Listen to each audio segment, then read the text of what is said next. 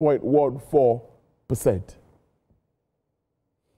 Last week, Nigeria emerged as a standout presence at the 2025 annual meetings of the International Monetary Fund and the World Bank held in Washington, D.C., where global economic challenges provided the backdrop for what turned out to be a week of recognition, renewed investor confidence, and growing influence for Africa's most populous economy. Led by Mr. Olayemi Cardoso, the governor of the Central Bank of Nigeria, the delegation arrived with a strong message. The country's economic reforms are not only working, but are also beginning to yield measurable results. One of the most symbolic highlights of the meeting was Nigeria's election as the next chair of the Intergovernmental Group of 24, and that's G-24, an influential bloc of developing nations from Africa, Asia, Latin America, and the Caribbean. Now, this development not only elevated Nigeria's stature on the multilateral stage, but also confirmed the international community's growing confidence in the country's economic stewardship. Nigeria will take over from Argentina on November 1st with the ambition of driving a forward-looking agenda centered on development, finance, debt sustainability, and inclusion. Well, let's talk more about this and what it means for Nigeria's economy. Managing Director, Chief Business Officer at Optimus by AfriInvest, Dr. Ayodeji Ebo is my guest. Dr. Ebo, good afternoon, and I wish you a good Friday. How are you today? Yeah, good afternoon. Thank God it's Friday. Yeah, so thank God it's Friday. At least I won't be here tomorrow to talk some business until Monday. But really, I think we should start with our performance at the just concluded IMF and World Bank meetings. I think, for one, you will agree with me, the agreement to the fact that Nigeria has embarked on stronger, necessary reforms is something that all at that meeting have commended. But of course, the fallout of the reforms is also something that the IMF and World Bank have had their reservations around. But in your own understanding, first, what do you make of all of these commendations coming from the international community with regards to Nigeria's economic reforms? Okay, I think it's really very commendable because we've also been here when we're speaking on when we see some of the negative or concerns, let me put it that way, concerns that have been raised around some of our policies, around the FX policy, which is, we say 3 subsidies: FX subsidy, petrol subsidy, that we have been, then also the electricity subsidy, tariff subsidy. So they can see that while I'm not for just following and adopting what the IMF says based on recommendation, but we all knew then that these are some of the reality. The way we've gone about it would also be a different story, but these are like very necessary reforms that we needed to make. And now we're standing tall. It came with a lot of pain. So I'll put the analogy this way. So it's like going through an operation without an analgesics that should kill the pain. So that was really a lot that we had to go through the healing. And that's what we are seeing now is the result. When it's not too for us. We can say that we had to go through it in a very painful way. It could have been avoided, but here we are now, and we can see that the numbers are also speaking for themselves.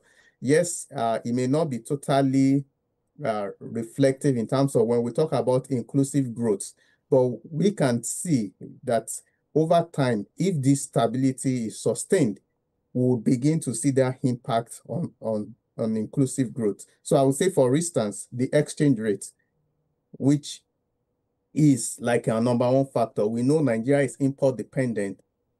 Stable exchange rate is key, is a key determinant to how our economy will perform, impact on inflation, impact on the disposable income. So with what the Mr. Cardoso has been able to achieve since the introduction of the B match with the reform transparency, clearing the backlogs, So that is a plus, and it's really helping.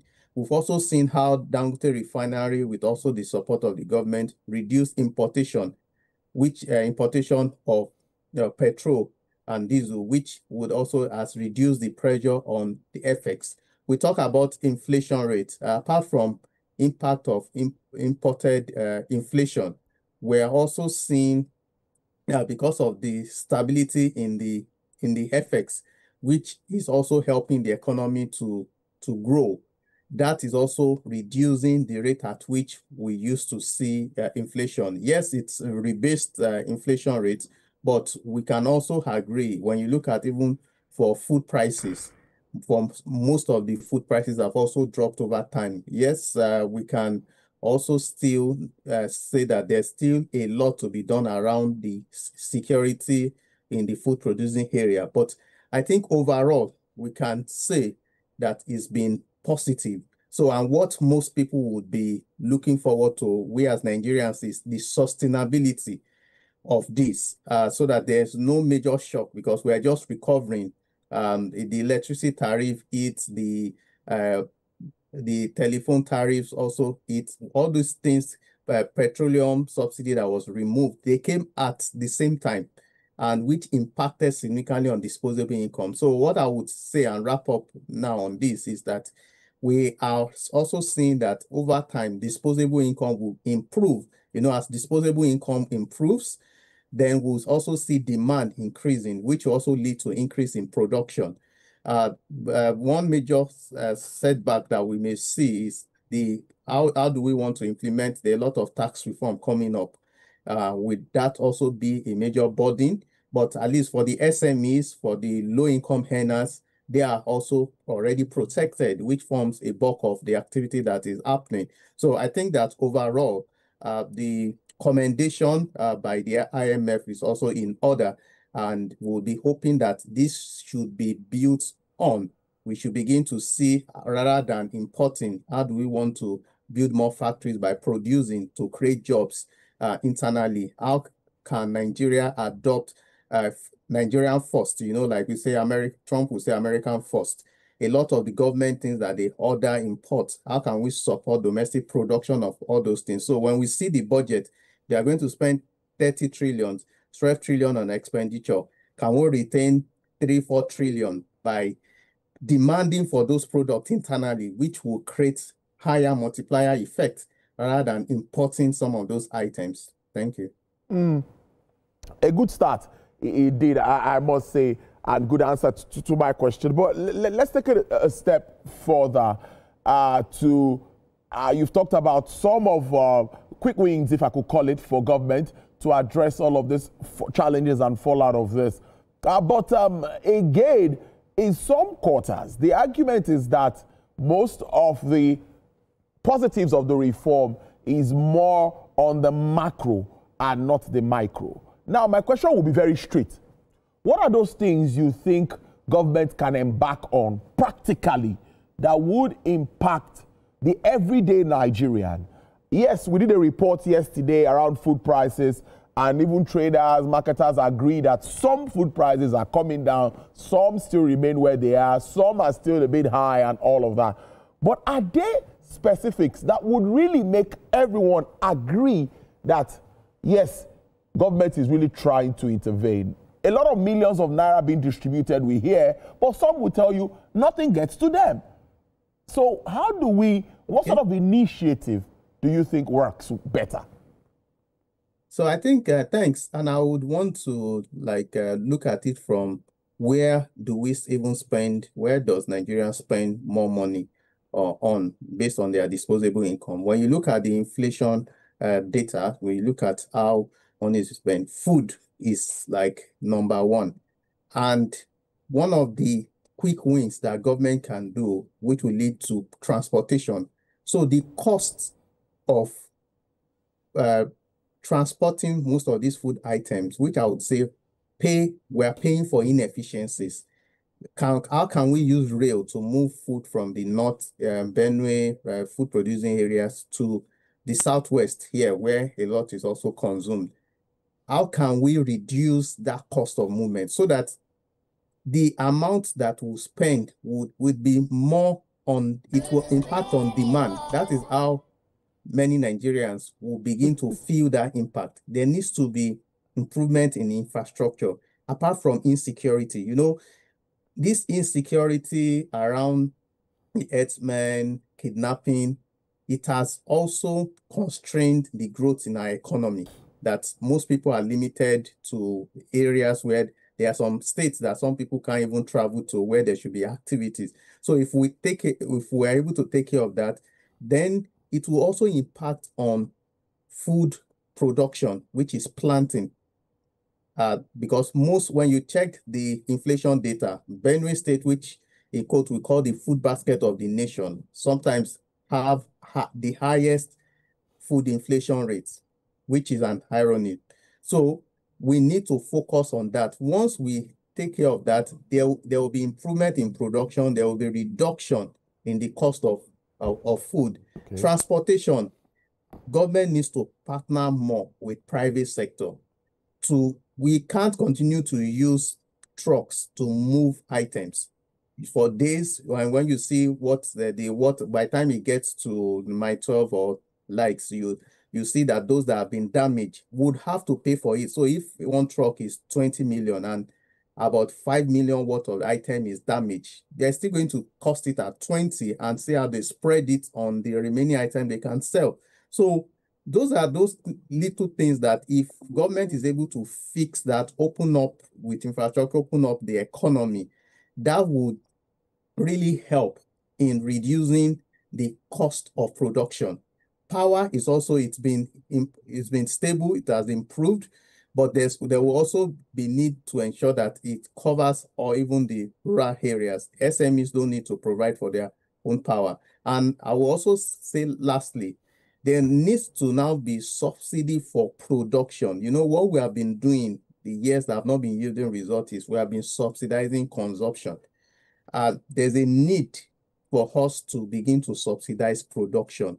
We can put in the right mechanism around it. You see, even in developed climes, that you see for their food, they want to ensure that everybody can afford to eat. That's the minimum expectation. So they will fund production of food item so that it's very cheap and is affordable for people to afford. Yeah, so once we're able to do that, more people will begin to feel the impact. You know, the disbursement, the cash transfer, there's a limit to what it can achieve, even if you are doing it every month. And we've not been able to build a system to be sure that is also reaching the right set of people.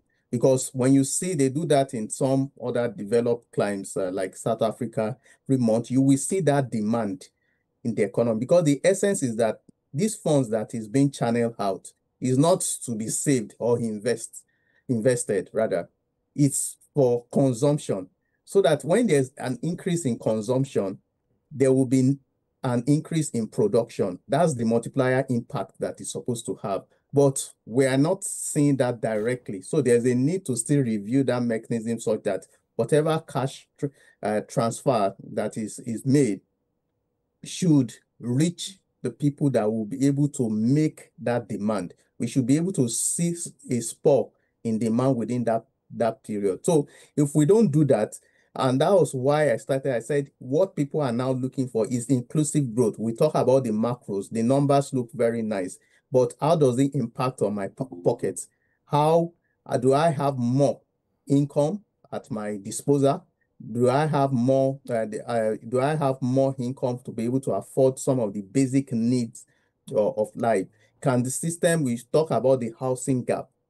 Government is doing a lot within that space, but how many people can afford to even take a mortgage or can afford to even make the contribution for them to even be able to take a mortgage? So those are some of the things that we need to improve on. The credit system, there's still a lot. You know, I think there was a time they were working on credit scoring, credit rating. Yeah. That effort around that needs to be intensified. That's your credit score is attached to either your NIM, your BVN, everyone can see it, and there's education around that people begin to build credit good credit scoring, that individuals, if I have my score at a level, I should be able to assess at a very high level, I should be able to assess cheaper loans. So once people see like that, it will even reduce default rate. And it is credit that would also help to improve the economy, because most times it's out of pocket. The people have to save before they are able to assess some major cost items. But if you are able to have credit for that, it will increase the demand and overall increase production. And as it's increasing production, employment is also increasing. You can see that cycle and the change. That is the way things are supposed to work. And we'll all now begin to feel the impact. And the beautiful thing about this is that once we begin to achieve that, even insecurity naturally will begin to die. You know, we always say that an idle hands is devil's workshop. So as people get engaged, they see that they can feed themselves. Naturally, insecurity will begin to reduce. Thank you. Interesting stuff now. Inflation is on 18.02%, and the target is 15% to end for the end of 2025. Well, first I would ask how feasible that is in your thoughts, and what are the fundamentals in your own understanding driving inflation in Nigeria currently, this decline that we see? Is it all encompassing? Because many say, considering the rebased CPI, that's why we are having this very kind of downward trend. Okay, thanks. So I would say that beyond the rebasing rather is playing a major role. But beyond that, when you also look at even food inflation is also declining. Food items, if you can look at the cost of a bag of rice last year and what it is this year, you will see that there's been reduction in most of the food items, because there were a lot of speculative prices that came in when people could not determine where the exchange rate was also going. So with that stability, we're beginning to see a bit of people are able to project better in terms of the prices of goods. So I think the overall, when we look at the impact, when you see food, the impact is we can see the positive impact. You also look at the energy prices. That has also improved, though in the last 1-2 weeks, we see that petrol prices have also increased back to over 900 naira. That will also have its impact, but we really enjoyed that below 900 naira compared to what we used to.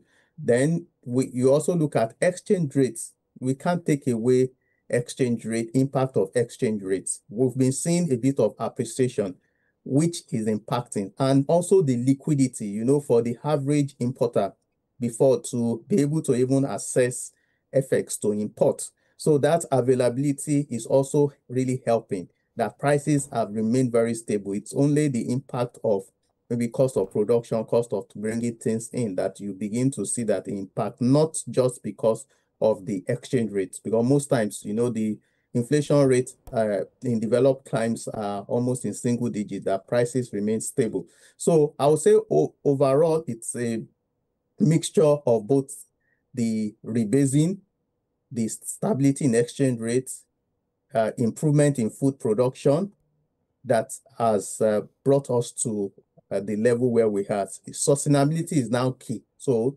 we shouldn't just be very quick to rejoice. It is how sustainable, how do we want to ensure that we keep improving food production. Inflation, election is coming, you know, like rightly said, which is going to be a risk factor.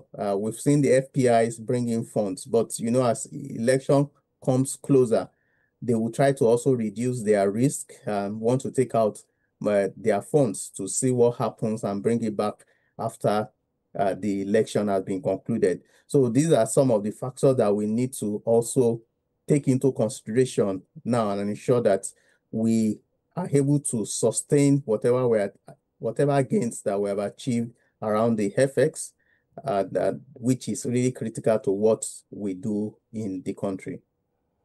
Well, I think it's a good way to leave it, but before I let you go, considering December spending, I've asked this question with almost all my analysts on this show, do you think that there could be any shift?